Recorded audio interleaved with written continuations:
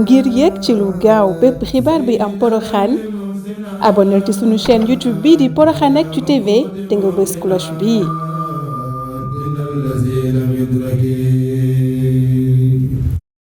ji ci àllarba gi yem ak ñaar fukki fan ak benn ci weeru janvier jëwriñ yi ñu dénk wàllum commerce bi Serigne Gueye Diop yebal na ab ndaw fii ci Porokhane ci lu jëm ci wàccaayu màggal gi ngir mu saytu lépp luy prix ak produit fii ci dëkk bu sell bii di Porokhane ngir wàjjal màggal gi ci noonu ndaw li daal dina wàcc sur le terrain du jëflante ak yenn commerçant yi nga xamante ne ñoo nekk ci dëkk ba te ñëpp ràññee leen ci liggéey bi ñuy def kenn ci ñoom bokk na Baba Galle Bari. maa ngi tudd Jàmm Wuri Bari gën maa xam ci Baba Galle Bari commerçant nekk Porokhane. alhamdulilah ñu ngi sant yàlla bu baax pratiquement bagage yi ñu waroon a am yëpp am nañ ko li ci pompiteer di soble di diwlin di suukar lépp yemb na ñuy xaar pèlerin yi ñu yegg si ci jàmm ak salaam waaw. prix bi abordable na prix yëpp abordable na yëpp wàññeeku parce que ceeb pratiquement boo ko doon seet ci année yële passé ñu ngi ko doon jënd à 21 000 francs tey à 13 500 ñu ngi koy mën a jot ceeb bi. suukar bi 28 000 woon à 30 000 francs tey à 22 000 21 000 dañ koy am. pomme de terre bi ay 18 000 28 000 tey à 12 000 francs 12 500 da nga koy am. diwlin bi à 28 000 tey à 17 000 à 17 000 16 500 da nga koy am kon ñu ngi sant le gouvernement en place le régime en place ñu ngi koy sant di ko gërëm ci effort yi muy def parce que vraiment ministre du commerce aussi def na ci ak le président Bassirou Diomaye ñu ngi koy féliciter avec son premier ministre Ousmane Sonko. ndawal jëwriñ bi continue na di safante waaye di nemmeeku commerçant yu mag yi nga xamante ne dañoo nekk ci dëkk bi te ci ñooñu ñu mën cee lim ba léegi kii ñuy wax Fallou Samb te ñëpp xàmmee ko ci wàllum jënd ak jaay ci dëkk bii di Porokhane waaye ginnaaw nemmeeku boobu mel na ni ndaw li seetlu na prix yi nga xamante ni état bi mettre na ko en place respecté nañ ko waaye tamit produit yi nga xamante ni ñu nekk les denrées de première nécessité am na fi te sax am na sax yu ñu séntu ngir muy waaj a ñëwaat ci fii balaa semaine bii jeex. Instruction du ministre Dr Serigne Gueye Diop, nous avons effectué cette visite ici à Porokhane dans le cadre des préparatifs du Grand Magal prévu le jeudi 29 janvier 2026. Je dois préciser que les préparations ont débuté depuis Dakar sous la présidence du ministre qui a réuni toutes les structures concernées, notamment la direction du commerce intérieur et l'agence de régulation des marchés, y compris les conseils techniques du cabinet, pour voir l'état du marché, notamment les stocks concernant les denrées de consommation courante, mais également les prix. Les premières informations que nous avons reçues nous ont permis, en tout cas, de constater que l'approvisionnement est à un niveau correct, à un niveau optimal. D'ailleurs, ces données sont constatées sur le terrain lors de cette visite que je viens d'effectuer accompagné des préfets, sous-préfets de Paoskoto, préfet de Nioro. Nous avons vu dans les différents magasins que les stocks ont été multipliés parfois par 2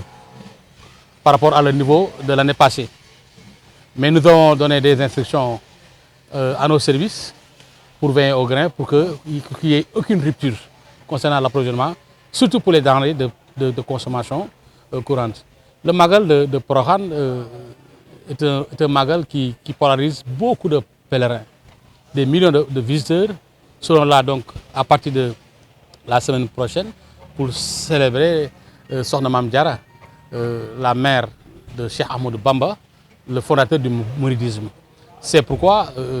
avec le comité d'organisation, avec les partenaires, avec les structures du ministère en particulier, nous allons continuer, en tout cas dans la même logique, de veiller à ce que l'approvisionnement soit assuré au maximum. Voilà. Durant et après, parce qu'il y aura sûrement un besoin de rester encore,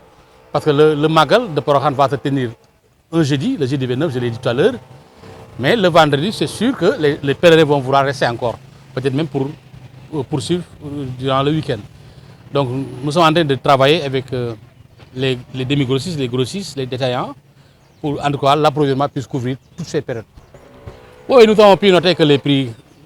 appliqués sont les prix officiels de l'État, mais nous avons également instruit nos services sous l'autorité du préfet de Nioro pour mener des opérations coup de poing avant et durant l'événement, parce que c'est des moments très sensibles durant lesquels certains commerçants, pas tout le monde, mais les plus véreux, vont essayer en tout cas de distribuer des produits impropres. Donc nous allons veiller sur non seulement les prix, mais nous allons veiller également sur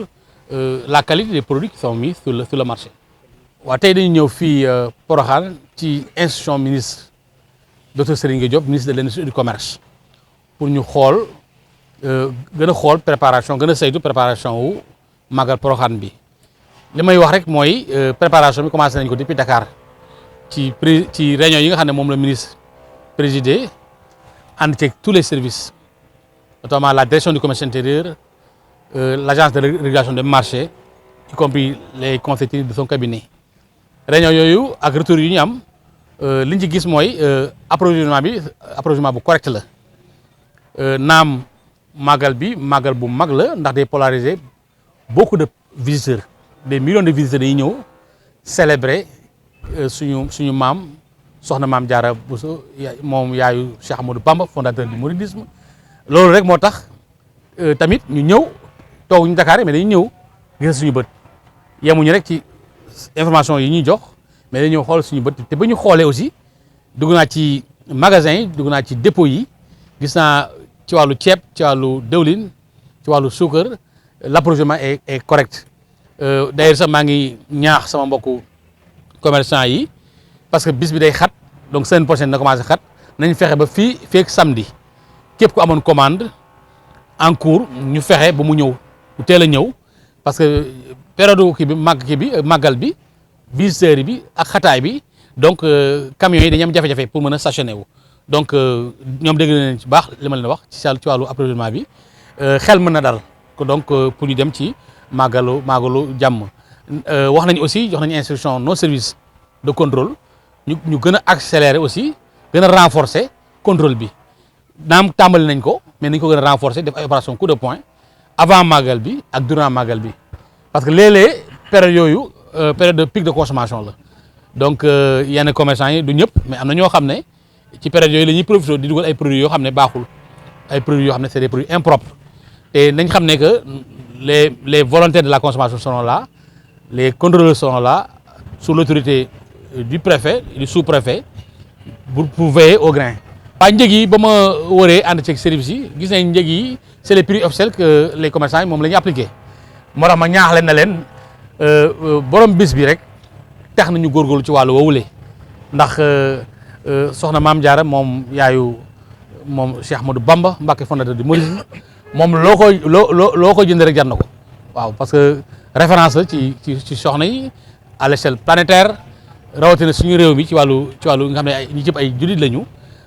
donc ma leen di ñaax encore yéen commerçant yi mu doon ngeen fexe ba màggal bi mu doon màggal bu mucc ayib ñu bañ ci jàpp kenn ci wàllu pratique de prix illicite parce que loo xam ne dafa illicite l'islam bëggu ko te dañuy célébrer donc koo xam ne yaaram la koo xam ne soxna la donc adduna bi yëpp ñoo di ko wuy si muy bis boo xam ne bisub jàngul alxuraan la bisub jàng xasaayid la bisub jaamu yàlla la bisub ñaan la aussi donc ñu leen di jaajëfal yëpp di leen souhaiter donc màggal Porokhane jàmm di ko ñaanal ñëpp ne di naan kon Sénégalais yëpp fépp fu ngeen bàyyi ko donc dispositif yi ñu war a jël nañ ko au niveau du ministère de l'industrie et du commerce pour que màggal bi donc màggal boo xam ne en tout cas ça fera partie des meilleurs màggal qui sont inscrits dans l'agenda en tout cas religieux de ce pays merci. ngir yéeg ci lu gaaw bépp xibaar bi am Porokhane abonnel ci sunu chaîne YouTube bii di Porokhaneactu TV te nga bës cloche bii